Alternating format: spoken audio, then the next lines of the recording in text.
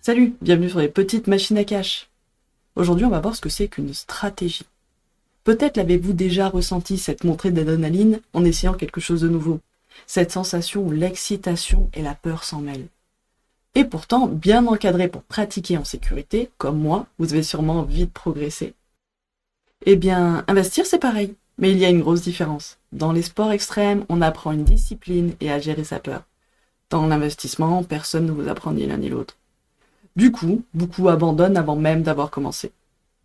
Aujourd'hui, pour ce premier épisode des petites machines à cash, je vais vous proposer un exercice très simple pour ressentir et comprendre vos émotions face à l'argent.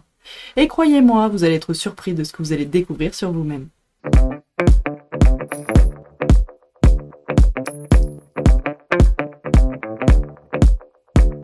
Je tiens à vous faire remarquer qu'il n'y a que dans un sport d'équipe où je me suis fait rouler dessus. Au sens littéral du terme. Je vous invite donc à ne pas recopier bêtement les stratégies de trading et d'investissement de vos voisins, ni les miennes d'ailleurs, faites vos propres recherches. Et ça tombe bien, je documente dans cette émission mon parcours dans l'automatisation des finances personnelles. Grâce à toutes les options que nous offre la numérisation des actifs, c'est devenu un vrai terrain de jeu. Alors abonnez-vous pour apprendre ensemble comment la finance fonctionne et automatiser nos investissements intelligemment. Pour cette première expérience, on va faire simple. Plutôt que d'acheter un café aujourd'hui, prenez ces quelques euros et déposez-les sur une plateforme d'investissement. Achetez un actif qui vous plaît, revendez-le. Oui, un exercice direct pour vous mettre dans le bain comme ça. Si ça vous fait peur, faites-le en mode démo ou notez-le sur papier. Ce qui compte, ce n'est pas de gagner ou de perdre de l'argent, mais d'observer vos émotions. À quel moment avez-vous ressenti du stress ? Avez-vous hésité avant d'acheter ? Vous êtes-vous senti soulagé après la transaction ? Avez-vous eu envie de tout annuler au dernier moment ? Et surtout, avez-vous revendu ? Si oui, quand ? Dans la culture française, on est souvent mal à l'aise avec l'argent. On a du mal à mettre des mots sur ce que l'on ressent face aux décisions financières. Mais ce simple exercice va vous aider à mieux vous connaître. Pour que ça reste un exercice fun, je vous conseille de choisir une thématique qui vous plaise. Par exemple, j'adore le numérique. En tant que développeuse fintech, ça aurait été un compte de ne pas soutenir mon industrie. J'ai commencé en 2021 avec Nvidia et Ubisoft. Je me suis dit, avec l'IA, la blockchain et le quantique, on aura toujours besoin de processeurs ultra puissants. Il y a eu quelques annonces, et avec une jolie pointe. J'ai mis mes premiers euros sur Nvidia.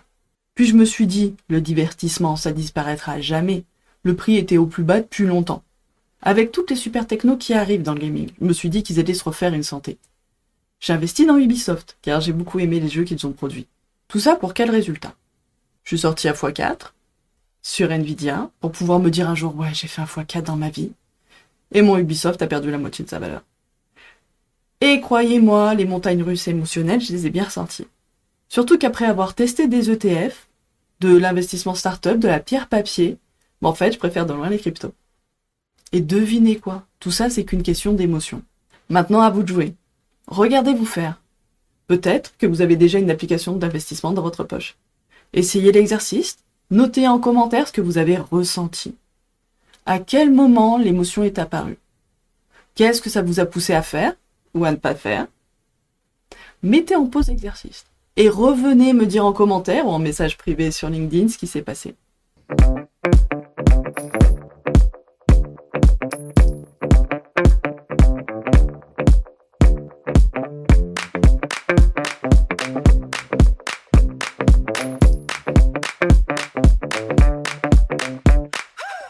J'ai hâte de lire vos retours, parce que moi aussi je suis passée par toutes ces émotions.